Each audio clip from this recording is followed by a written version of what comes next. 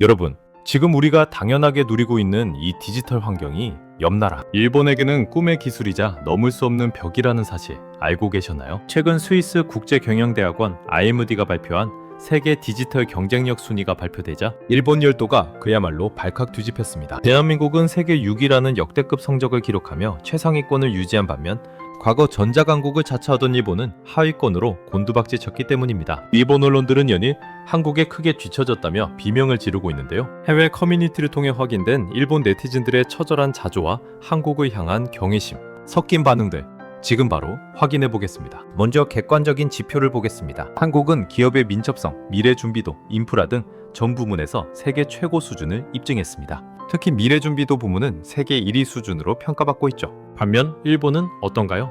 충격적이게도 일본은 기업의 민첩성 항목에서 조사 대상국 중 꼴찌 수준을 기록했습니다. 아직도 행정 절차에 팩스를 쓰고 디지털청을 만들었음에도 도장 문화를 버리지 못하는 일본의 아날로그 집착이 발목을 잡은 것입니다. 일본 경제 전문지들은 한국은 정부의 강력한 의지와 국민들의 빠른 적응력으로 디지털 강국이 되었는데 우리는 도대체 무엇을 했는가라며 뼈아픈 반성을 쏟아내고 있습니다. 우리나라가 이렇게 앞서 나갈 수 있었던 비결은 무엇일까요? 바로 세계 1위의 초고속 인터넷망과 스마트폰 보급률, 그리고 무엇이든 빨리빨리 처리하는 역동성입니다. 일본인들이 가장 부러워하는 것 중 하나가 바로 행정의 디지털화입니다. 한국인들이 스마트폰 하나로 주민등록등본을 떼고 은행 업무를 1분 만에 끝냈을 때 일본인은 구청에 가서 번호표를 뽑고 서류를 손으로 쓰고 있습니다. 이 격차가 결국 국가 경쟁력의 차이로 이어진 것이죠. 일본 언론은 이를 두고 한국은 이미 미래에 살고 있고 일본은 슈와 시대에 머물러 있다고 극찬 섞인 탄식을 내뱉었습니다. 그렇다면 실제 일본 네티즌들은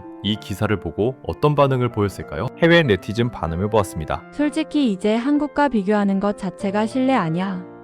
한국은 이미 IT 선진국이고 일본은 아날로그 박물관이다. 팩스나 쓰는 나라가 무슨 디지털 경쟁력을 논해. 한국 여행 갔을 때 정말 놀랐어.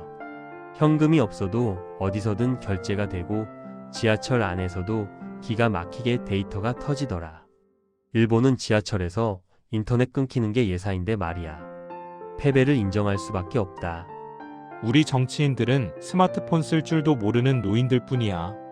한국은 20년 전부터 국가적으로 IT에 올인했는데 일본은 기득권 지키느라 디지털화의 골든타임을 놓쳐버렸지. 삼성, LG, 현대. 한국 기업들의 변화 속도는 정말 무섭다.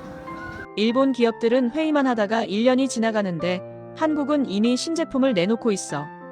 이 속도 차이가 결국 국가의 운명을 가른 것 같다. 그래도 보안은 일본이 더 낫지 않을까?